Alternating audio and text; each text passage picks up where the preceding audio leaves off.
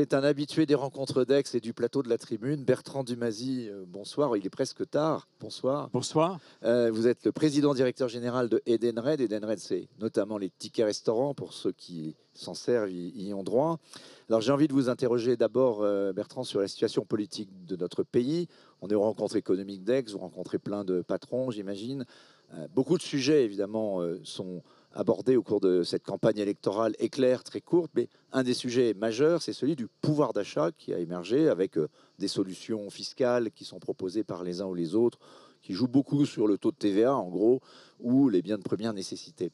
Alors vous qui êtes un outil finalement public, d'ailleurs avec des aides publiques, des allègements de charges, qui permettent de redistribuer à ceux qui en bénéficient un peu de pouvoir d'achat, comment est-ce que vous lisez cette crise du pouvoir d'achat? Est-ce que vous avez l'impression que on pourrait aller plus loin, peut-être avec des solutions moins coûteuses que celles qui viseraient un peu tout le monde avec la TVA? Alors d'abord, quand on regarde les chiffres, et le rapport Rexecode est très éclairant là-dessus, en réalité, en Europe, vaut mieux être français. C'est-à-dire que c'est là où le pouvoir d'achat, c'est le mieux tenu. Mais les gens ne le croient pas quand vous dites Alors, ça. les gens ne le croient pas parce qu'il y a quand même un sujet en France, c'est que ce pouvoir d'achat qui s'est bien tenu, il ne s'est pas bien tenu pour tout le monde. C'est-à-dire que si vous prenez les 10% les moins aisés en France, leur progression de pouvoir d'achat a été moindre par rapport aux 90% autres des Français. Donc, est-ce qu'il y a en moyenne un problème de pouvoir d'achat en France? La réponse est non. Est-ce qu'il y a un problème de pouvoir d'achat pour les 10% ou 20% les moins aisés? La réponse est oui. Alors, quelle réponse on peut donner à cela dans un pays qui a du mal à créer de la valeur? C'est-à-dire que pour redonner du pouvoir d'achat, il faut créer de la valeur, et ça, le chef d'entreprise peut en parler, parce que c'est mon métier, à longueur de journée, de trouver un équilibre de partage de valeur entre les clients, les fournisseurs et les collaborateurs d'Edenred. Donc, comment faire? Il y a des solutions. Alors, il y a des solutions qui tartinent large, vous avez parlé de la TVA, et puis il y a des solutions un peu plus ciblées. Solution un peu plus ciblée, c'est ce que nous faisons, nous. Alors, je vais vous donner un exemple. Si vous donnez plus de tickets restaurants, et Edenred est leader dans le monde et leader en France, en fait, vous gommez un certain nombre d'inégalités dans la redistribution de pouvoir d'achat. Vous noterez qu'un ticket restaurant a la même valeur pour tout le monde, que vous soyez ouvrier ou cadre supérieur, alors que vous avez plein de phénomènes de redistribution qui dépendent de votre niveau de salaire. En gros, plus vous gagnez votre vie, plus on va vous en redonner. Là, c'est le même montant pour tout le monde. Deuxièmement, dans une économie ouverte, quand on donne plus de pouvoir d'achat, il y a une grande partie de ce pouvoir d'achat qui ne revient pas à l'économie française, puisque la France importe. La balance commerciale française est très déficitaire. Donc si vous donnez 100 de pouvoir d'achat de plus à un Français, il y a une grande partie de ces 100 qui vont profiter aux économies qui ne sont pas les économies françaises. Si vous donnez plus de tickets restaurants à un Français, cette dépense ne peut avoir lieu qu'en France. Et en plus, ce sera dépensé puisqu'il y a une date de péremption. Alors pourquoi est-ce que... Parce que ça a été un peu fait, on a déjà relevé, oui. je crois, à 13 euros. Oui, même un peu plus. Même un peu plus. Oui. Jusqu'où on devrait aller, d'après vous? J'imagine que vous discutez de ça parfois avec Bercy. La discussion doit être un peu serrée parce qu'eux, ils ne veulent pas donner trop, évidemment, c'est normal. Ils sont là pour tenir les deniers publics. Et en même temps, il y a un argument, effectivement, cet effet de levier qui n'est pas forcément... Ça coûterait moins cher qu'une baisse de TVA si on devait s'y résoudre. Ouais, l'effet de levier par rapport à la TVA est absolument considérable. C'est-à-dire que, premièrement, comme je le disais, cet argent reste en France et est dépensé en France. Deuxièmement, oui, il y a encore de la place. Si vous prenez certains pays en Europe, la valeur faciale, c'est-à-dire ce qu'on peut dépenser tous les jours légalement, est à 15, 16, 17 euros. Donc il y a encore de la place. Mais les chefs d'entreprise français doivent aussi mieux utiliser le dispositif. C'est-à-dire qu'on ne doit pas tout attendre de l'État. L'État a déjà fait beaucoup. Et il se trouve qu'en France, il n'y a que 25% des entreprises françaises qui utilisent du ticket restaurant. Dans plein d'autres pays, vous avez 50-60%. Donc il y a de la marge finalement pour développer... De pénétration. Ouais. Et il y a de la marge d'utilisation du cadre légal qui est donné, puisque le cadre légal en France est, on va dire, aux alentours de 14-15 euros. Ça pourrait être plus, mais en fait, il n'est pas utilisé. Et comment convaincre la ces moyenne entreprises d'utilisation est de l'ordre de 10 euros. Comment convaincre ces petites entreprises? Ça, c'est mon métier. Est-ce que le fait qu'il y ait un peu plus de concurrence qui vienne un peu sur votre terrain, je pense à Swile et quelques autres, c'est plutôt une bonne chose pour arriver à couvrir plus largement Alors, justement les Français? la concurrence est toujours une très bonne chose. Ça permet de continuer à innover et de ne jamais être complaisant par rapport à sa performance. Performance, je rappelle qu'Edenred a posté au premier trimestre 2024 son 8e trimestre consécutif de croissance à plus de 20%. Mais la concurrence est toujours une bonne chose. On n'aurait jamais réussi à faire ça sans être aiguillonné par la concurrence partout dans le monde, puisqu'on est dans 45 pays. Donc ça, c'est notre métier. C'est d'aller parler à toutes les entreprises pour leur dire « tu n'as pas de ticket restaurant et tu devrais le mettre en place ». 25% de pénétration, on peut faire encore beaucoup mieux. Et c'est pour ça qu'on investit énormément chez Edenred, de l'ordre de 600 millions d'euros par an, notamment en technologie, pour permettre aux petites entreprises d'accéder à ce service qui fait du bien à tout le monde. Par la dématérialisation des tickets restaurants. Absolument. Alors parlons d'un tout petit peu quand même d'un événement qui vous est arrivé depuis un an. Vous êtes au CAC 40. Oui. Ça change quoi d'être au CAC 40, Bertrand? Alors ça change probablement quelques nouveaux défis. Le premier défi, c'est que on est regardé de bien plus près. Ça veut dire que l'exigence économique et extra-économique a grossi. Le deuxième défi, c'est que le titre est bien plus liquide. Donc vous appartenez à des index qui sont des index mondiaux. Et donc, vous avez une volatilité sur le titre qui est bien plus forte. Et là, on a été soumis à un grand vent. Un peu secoué, oui. On a été soumis à un grand vent de volatilité parce qu'on appartient au domaine des fintech et on appartient au domaine d'entreprises en partie sous des régulations locales. Et aujourd'hui, les marchés financiers regardent ça en disant « Oh là là, régulation locale, par exemple, élection en France, incertitude, donc volatilité et prime de risque qui augmente. » Bref, le CAC 40, c'est quand même mieux d'y être. Le CAC 40 est une reconnaissance de la transformation d'Edenred. Je rappelle qu'on sert 60 millions d'utilisateurs dans le monde et on a 100 milliards d'euros qui transitent dans nos plateformes digitales. Donc, c'est très bien d'être reconnu. C'est une première chose. Après, comme toujours, il y a un prix à payer, un peu plus de volatilité et probablement une exigence encore plus forte sur la performance économique et extra-économique d'Edenred.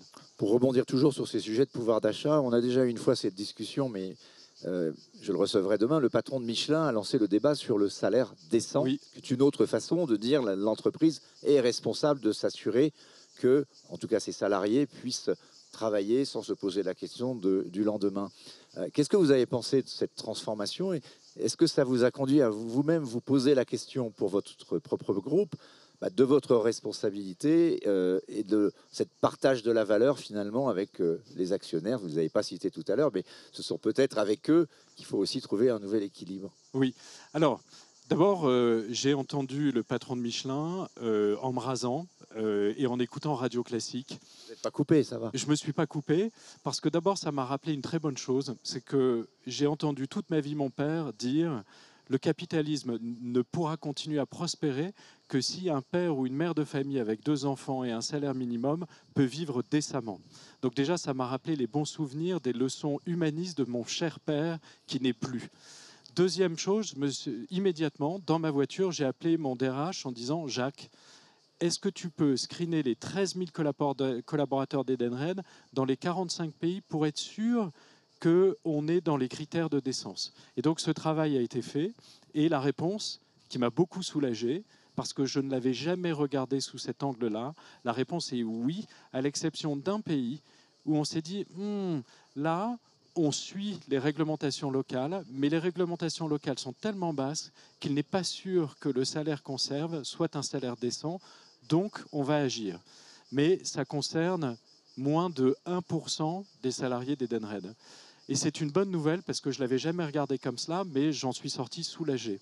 L'argument de Michelin, de Florent Menegaux, c'est si on fait ça, on fabrique de l'engagement, on fabrique de la motivation chez les salariés. C'est également ce sujet de la responsabilité de l'entreprise quand il y a une crise. Et vous avez connu au Brésil une crise assez grave avec des inondations dans le sud du Brésil. Vous pouvez nous en dire un mot parce que du coup, vous avez été amené à prendre des décisions importantes. Alors, des décisions qui sont tout à fait dans l'état d'esprit d'Edenred. Inondations, il y a un mois au Brésil, on n'en a pas tellement parlé en Europe, mais des inondations dramatiques dans le sud du Brésil, dans l'état qui s'appelle le Rio Grande do Sul. Nous, au Rio Grande do Sul, on a 1000 collaborateurs. Sur les 1000 collaborateurs, on en a un très grand nombre qui ont tout perdu, c'est-à-dire des inondations où votre maison est totalement détruite. Et en fait, la protection sociale au Brésil est assez importante, mais elle n'est pas du tout au niveau de ce qu'on peut connaître en France. Et surtout, personne n'est assuré ou très peu sont assurés. Le patron du Brésil m'appelle et me dit « Écoute Bertrand, il faut qu'on fasse quelque chose ». Et je dis bah, « Réunissons-nous ». Donc le patron du Brésil, le patron de la Business Line et moi-même. Et on a décidé en une demi-heure 3 choses. La première, versement d'un 13e mois immédiatement, sans discuter. Deuxièmement, pour tous ceux dont la maison a été inondée à plus de 50 cm, c'est une mesure comme une autre, mais dire au-delà de 50 cm, on perd tout. On a versé une prime énorme à chacun, sans discuter, immédiatement, en demandant aux uns et aux autres de venir nous voir, et c'est le patron qui leur a donné cet argent. Vous n'imaginez pas le nombre de messages de reconnaissance que Edenred a reçus, et surtout, vous n'imaginez pas l'autorégulation, et c'est peut-être la chose qui m'a le plus marqué, de gens qui ont dit « je vous en rends une partie, parce que ce que vous m'avez donné, j'en ai de trop par rapport aux dommages que j'ai subis ». Une autorégulation qui s'est mise en place en disant « les ressources sont rares, vous avez été très généreux, vous l'avez fait immédiatement, et donc moi je m'autorégule parce que je sais que cet argent servira plus tard. On aura d'autres catastrophes dans le monde. On est au Mexique, on finira par avoir un tremblement de terre au Mexique. Et on fera la même chose. On ne laisse jamais tomber nos collègues partout où ils sont dans le monde. Il est très difficile, on est aux rencontres d'Aix, quand on parle aux dirigeants qu'on voit, de les faire parler de ce qui va se passer dimanche ou lundi dans le pays. Il y a des élections qui peuvent évidemment avoir un résultat, c'est les Français, les électeurs qui décideront. Il ne s'agit pas de dire aux gens ce qu'ils doivent faire, ils sont assez grands pour décider, bien sûr, ce pour qui ils vont voter. Mais vous, en tant que chef d'entreprise française, comment est-ce que vous abordez cette nouvelle période dans laquelle on va rentrer probablement un gouvernement moins pro-business, en tout cas une majorité moins pro-business que celle qu'on a connue avec Emmanuel Macron pendant 7 ans, débats sur la fiscalité, des débats sur, bien sûr, fiscalité des entreprises, des débats sur les salaires, on en a un peu parlé pendant cet entretien, des débats sur le budget, sur les économies, et puis des débats sur l'immigration, sur des sujets qui sont assez lourds et assez complexes. Comment un chef d'entreprise comme vous se prépare finalement aussi à ce qui pourrait se passer la semaine prochaine ? D'abord, le rôle d'un chef d'entreprise, c'est d'être très serein dans les périodes calme dans la tempête. Le calme dans la tempête. Donc déjà, c'est l'état d'esprit. Deuxièmement, je suis assez impatient. J'attends avec impatience les résultats de dimanche soir. Cependant, on en est à 8 sondages consécutifs qui montrent qu'en gros, il y aura 3 blocs. Et donc, de bâtir une coalition va être quelque chose d'assez difficile. Mais difficile ne veut pas dire impossible. Et donc, l'entreprise est un creuset quand même du dialogue. C'est-à-dire ce débat entre l'autorité, le pouvoir, le gouvernement et puis la nécessité du dialogue. Est-ce qu'il n'y a pas des choses que les politiques pourraient apprendre de ce qui se passe dans votre ou dans une entreprise ? Plein de choses. La première, c'est que dans une entreprise, on sait qu'on va devoir travailler avec son voisin de bureau ou celui de l'étage du haut. Donc en fait, les mots ne dépassent jamais notre pensée. C'est-à-dire qu'on apprend à parler calmement et sans invective parce qu'on va être amené à travailler ensemble. Deuxièmement, on a une limite budgétaire. C'est-à-dire qu'une entreprise ne peut pas s'endetter à l'infini. Elle a une responsabilité vis-à-vis de ses collaborateurs et la banqueroute veut dire que moi, je ne serai plus capable de payer les salaires de mes 13 000 collaborateurs dans le monde. Donc, puisqu'on a cette contrainte budgétaire, puisque l'argent magique n'existe pas, alors on est obligé de faire des choix et des compromis. Donc, on dialogue, parfois on n'est pas d'accord, mais ce qui nous met d'accord, c'est la contrainte économique et budgétaire. Et donc ça, c'est probablement une source d'inspiration pour le paysage politique français actuel, c'est est-ce qu'on ne pourrait pas baisser d'un ton puisqu'on va devoir travailler ensemble, premièrement, et deuxièmement, est-ce qu'on pourrait prendre en compte les forces de la gravité que sont la réalité économique pour faire des choix. Et faire des choix, c'est jamais facile parce que choisir, c'est renoncer.